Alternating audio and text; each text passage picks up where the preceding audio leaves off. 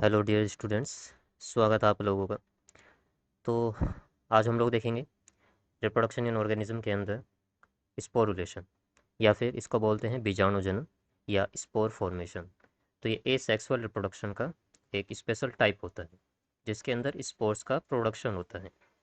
तो स्पोर के द्वारा किसी नए ऑर्गेनिज्म का बनना स्पोरुलेशन कहलाता है।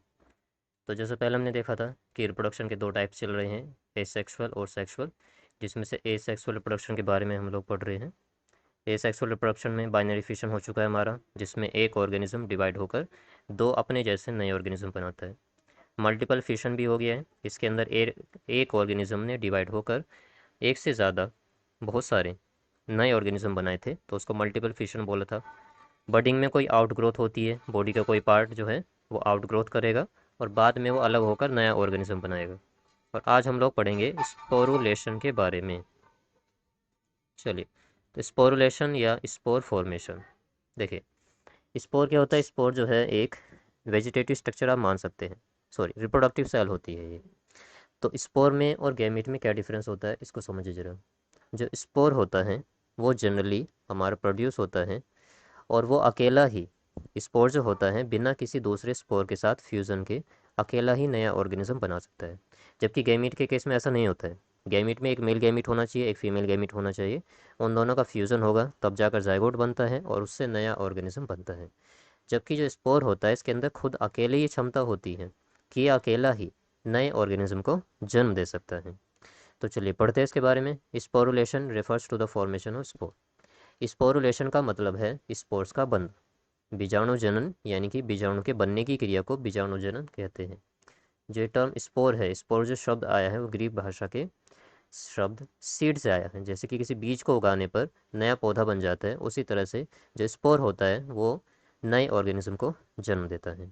स्पोर एक रिप्रोडक्टिव सेल है जो कि कैपेबल होती है, जो कि जिसमें क्षमता पाई जा रही है of developing into a new individual without fusion with another reproductive cell.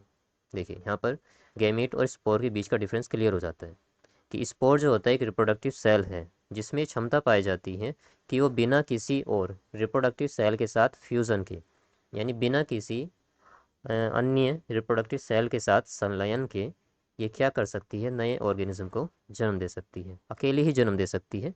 तो इसलिए जो बनने वाला ऑर्गेनिज्म होगा वो क्लोन कहलाता है। अब जो स्पोर्स है वो जनरली जो लोअर ऑर्गेनिज्म होते हैं उनके द्वारा प्रोड्यूस होते हैं, परंतु कुछ हायर ऑर्गेनिज्म भी होते हैं, जैसे कि प्लांट्स के अंदर कुछ स्पीसीज होती है जो स्पोर्स के द्वारा रिप्रोड्यूस करती है। तो स्पोर्स जो होते हैं प्रोड्यूस किए जाते हैं बैक्टीरिया के द्वारा। बैक्टीरिया में जैसे कि एंडोस्पोर्स बनते हैं। फंजाई, ज़्यादातर फंजाई जो होते हैं वो स्पोर्स के द्वारा ही रिप्रोड्यूस करते हैं। इसी तरह से एल्गी में होता है। और प्लांट्स की कुछ स्पीसीज भी स्पोर्स के प्रोडक्शन को शो करती है या स्पोर्स के द्वारा रिप्रोड्यूस करती है। और पढ़ते हैं इसके बारे में। Spores are usually haploid and unicellular.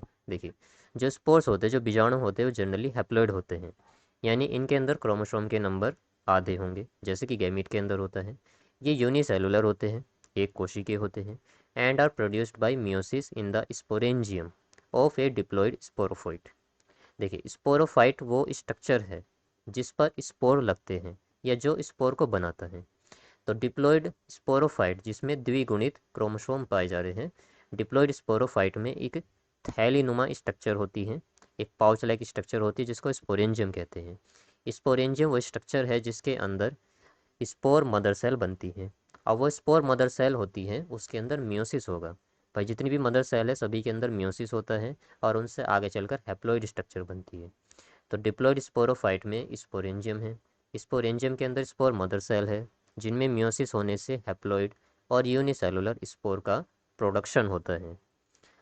Under favourable condition the spore can develop into a new organism using mitotic division producing a multicellular gametophyte which eventually goes on to produce gametes. देखिए, पहले क्या होगा, diploid sporophyte होगा। मान लीजिए कि यहाँ पर एक कोई प्लांट है और उसमें 28 क्रोमोसोम है, तो वो डिप्लॉइड सेट है हमारा। ओके, तो उसका जो स्पोरेंजियम होगा उसके अंदर भी 28 ही क्रोमोसोम होंगे। लेकिन मियोसिस होने के बाद में जो हैप्लॉइड और यूनिसेलुलर स्पोर बने हैं उनमें केवल 14 क्रोमोसोम होंगे। अब ये जो 14 क्रोमोसोम वाले स्पोर्स बने हैं, जब फेवरेबल कंडीशन आ जाती है, देखिए जनरली जो स्पोर बनते हैं वो डोरमेंट स्टेज में रहते हैं, सुप्त अवस्था में पड़े रहते हैं, जब तक कि उनके अनुकूल वातावरण या उनके अनुकूल फेवरेबल कंडीशंस ना आ जाए तब तक स्पोर जो होते हैं वो अपने चारों तरफ एक प्रोटेक्टिव लेयर बना के रखते हैं और वो जर्मिनेट करके नया ऑर्गेनिज्म नहीं बना सकते। जब फेवरेबल कंडीशन आती है तो स्पोर जो होते हैं उनमें माइटोटिक डिवीज़न होता है। जैसे मैंने बताया कि यहाँ पे 28 क्रोमोसोम है और मियोसिस होने के बाद में जो स्पोर बनेगा उसमें 14 जाएंगे। अब यहाँ पर माइटोटिक डिवीज़न होगा, यानी अब जितने भी यहाँ पर ऑर्गेनिज्म या फिर जितनी भी सेल के टाइप्स बनने हैं, गेमेटोफाइट बनना है, उन सब के अंदर 14 क्रोमोसोम होंगे। तो यहाँ पर गेमेटोफाइट जो बनेगा वो हैप्लॉइड होगा और स्पोरोफाइट कैसा था, डिप्लॉइड था। तो फेवरेबल कंडीशन आने पर स्पोर जो होता है वो आगे चलकर नया ऑर्गेनिज्म बनाएगा माइटोटिक डिवीजन समसूत्री विभाजन के द्वारा, जिसके द्वारा एक मल्टीसेलुलर बहुकोशिकीय युग्मकोद्भिद गेमिटोफाइट बनता है और जो आगे चलकर गैमिट्स को बनाता है। गेमिटोफाइट क्या बनाता है, गैमिट बनाता है, और स्पोरोफाइट स्पोर्स बनाता है। अब जो गैमीट्स है वो फ्यूज़ करके जाइगोट बनाते हैं और ये आगे चलकर फिर से नया स्पोरोफाइट बनाएगा। तो इस तरह से साइकिल चलता रहता है, यानी कि स्पोरोफाइट आएगा, उसके अंदर स्पोर बनेंगे, स्पोर फिर माइटोटिक डिवीजन के द्वारा गेमेटोफाइट बनाएगा, गेमेटोफाइट आगे चलकर गैमीट्स बनाएंगे, गैमीट्स आपस में फ्यूज़ होकर जाइगोट बनाएंगे और ये जाइगोट फिर से डिप्लॉइड स्पोरोफाइट में कन्वर्ट हो जाएगा। तो स्पोरोफाइट और गैमेटोफाइट एक दूसरे के बाद बार बार रिपीट होते रहते हैं। तो इस तरह की साइकिल को बोलते हैं अल्टरनेशन ऑफ जनरेशन, पीढ़ी एकांतरण। तो स्पोर्ट्स के जो बहुत सारे टाइप्स होते हैं, बहुत सारे टाइप्स के स्पोर्ट्स हैं, जिसमें से जो हमारे हिसाब से इम्पोर्टेंट है सिर्फ मैंने वही लिए हैं। इनके अलावा भी और बहुत ही सारे स्पोर्ट्स होते हैं, टीलियोटो स्पोर होते हैं, पिकनियो स्पोर होते हैं। तो फंजाई और एल्गी की बहुत सारी स्पीसीज में अलग अलग तरह के स्पोर्ट्स पाए जाते हैं। तो जो मेजर स्पोर्ट्स है जो आपको ध्यान रखने हैं, जो हमारे सिलेबस में है, एनसीईआरटी में दिए हुए हैं, उन्हीं को हमें कवर करना है। तो पहला है एप्लेनो स्पोर। एप्लेनो यानी कि सुप्त बीजाणु, ऐसा बीजाणु जो कि सोया हुआ हो या जो कि नॉन मोटाइल हो। तो नॉन मोटाइल स्पोर्स जो है वो एप्लेनो स्पोर्स कहलाते हैं। ये ईडोगोनियम स्पोरो स्पोरोगायरा इन सब के अंदर, सॉरी स्पायरोगायरा इन सब के अंदर देखने को मिलते हैं एप्लेनो स्पोर। इसके अलावा जू स्पोर, जू वर्ड यूज़ करते हैं हम लोग मोटाइल स्ट्रक्चर्स के लिए। तो ऐसे स्पोर जिनमें फ्लैजेला पाए जाते हैं और जो मोटाइल होते हैं, चलनशील होते हैं, उनको जूस्पोर कहा जाता है और ये भी फंजाई में और एल्गी में देखने को मिलते हैं, एप्लेनोस्पोर भी और जूस्पोर भी। क्लेमाइडोस्पोर, क्लेमाइडो जैसे नाम से पता चल रहा है, क्लेमाइडोमोनास में जनरली देखने को मिलते हैं। ये स्पोर्स कैसे हैं, are thick walled non motile spore. इनकी जो भित्ति होती है वो काफ़ी मोटी होती है और ये अचलनशील है, यानी इनमें कोई भी फ्लैजुला नहीं पाए जाएंगे। जिनमें फ्लैजुला होंगे उनको जूस्पोर कहा जाता है और वो मोटाइल होते हैं। तो क्लेमाइडोस्पोर जो है इनकी वॉल थिक है, ये मोटाइल है, चल सकते हैं, सॉरी नॉन मोटाइल है, अचलनशील है। They are thick walled resting spores. ये कैसे स्पोर हैं, इनकी भित्ति बहुत ज़्यादा मोटी है और ये रेस्टिंग कंडीशन में पड़े रहते हैं, फेवरेबल कंडीशन का इंतज़ार करते हैं। जब फेवरेबल कंडीशन आ जाती है तो ये जर्मिनेट करके नया ऑर्गेनिज्म बना सकते हैं। They enable these algae to tide over unfavourable condition due to thick walls. ये क्या करते हैं, ये एल्गी को बचा के रखते हैं अनफेवरेबल कंडीशन से। फोर्थ पॉइंट देखते हैं, in fungi many types of sexual spores are also formed. देखिए ये सेक्सुअल स्पोर्स तो बनते हैं, बहुत तरह के होते हैं, जैसे एप्लानोस्पोर हुआ, जूस्पोर हुआ, एकाइनिट हुआ, क्लेमाइडोस्पोर हुआ, पिक्नियोस्पोर हुआ। इसके अलावा कुछ सेक्सुअल स्पोर्स भी होते हैं जो कि फंजाई की कुछ स्पीसीज में बनते हैं। जैसे एग्जांपल की अगर हम बात करें, एस्कोमाइसिटीज़ के अंदर एस्कोस्पोर्स बनते हैं, इसी तरह से बेसिडियोमाइसिटीज़ के अंदर बेसिडियोस्पोर्स बनते हैं। इसके अलावा ये सेक्सुअल स्पोर्स भी होते हैं फंजाई के अंदर, जैसे कॉनिडियोस्पोर या इनको कॉनिडिया कहते हैं, स्पोरेंजियोस्पोर्स एट्सेट्रा। तो जनरली हमको ये ध्यान रखना है कि स्पोर्स जो है वो एसेक्सुअली जो रिप्रोडक्शन करने वाले ऑर्गेनिज्म होते हैं उनमें पाए जाते हैं। तो स्पोर्स दो तरह के हैं, एसेक्सुअल स्पोर और सेक्सुअल स्पोर। तो ज़्यादातर जो पाए जाते हैं वो एसेक्सुअल स्पोर्स होते हैं। तो यहाँ पर अलग अलग तरह के स्पोर्स और ऑर्गेनिज्म दिखाए गए हैं। ये क्लेमाइडोमोनास है और इसके अंदर देखिए इसकी सेल को तोड़कर बहुत सारे जूस्पोर बाहर निकल रहे हैं। इनको जूस्पोर इसलिए बोल रहे हैं क्योंकि इनके अंदर दो फ्लैजिला पाए जा रहे हैं और इन्हीं के द्वारा ये आगे चलकर रिप्रोडक्शन, सॉरी आगे चलकर जो है ये लोकोमोशन या फिर मोटिलिटी कर सकते हैं, यानी कि चल सकते हैं, चलनशील होते हैं ये। इनमें क्लोरोप्लास्ट होता है तो फोटोसिंथेसिस करके अपना फूड खुद बना सकते हैं। तो ये क्लेमाइडोमोनास के अंदर जूस्पोर्स को दिखाया गया है।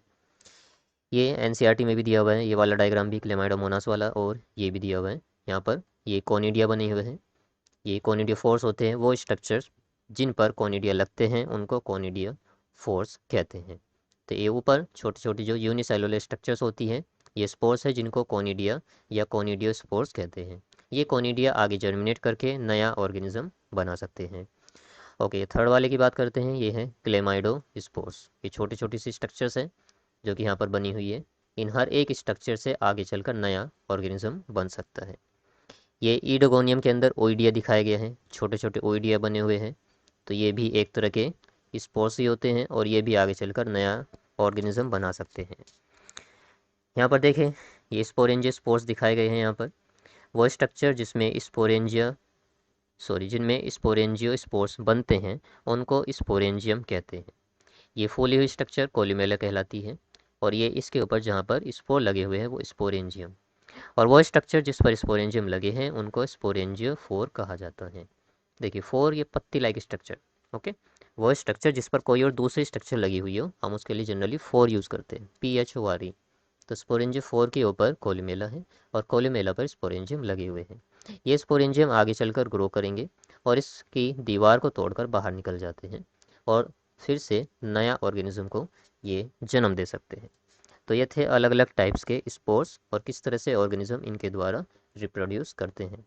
तो इसमें हमने देखा जो एनसीईआरटी में हमारा दिया हुआ है वो ए और ये बी वाला, यानी क्लेमाइडोमोनास के अंदर ज़ूस्पोर और ये कोनिडिया दिए हुए हैं। तो इसके अलावा आपको और भी ध्यान रखनी है, जैसे पेनिसिलिन होता है, पेनिसिलियम नोटेटम, वो भी फंजाई हैं, तो उसके अंदर भी स्पोर्स बनते हैं जिसके द्वारा वो एसेक्सुअल रिप्रोडक्शन करता है। तो ये था बच्चों आज का लेक्चर। आई होप आप लोगों को पसंद आया होगा। कोई भी आपका डाउट या फिर क्वेरी अगर होती है तो कमेंट सेक्शन में मेरे को बता सकते हो। वीडियो अच्छा लगा तो लाइक कीजिएगा, दोस्तों के साथ शेयर कीजिएगा और अगर नए हैं तो चैनल पर सब्सक्राइब कीजिएगा। Thank you for watching.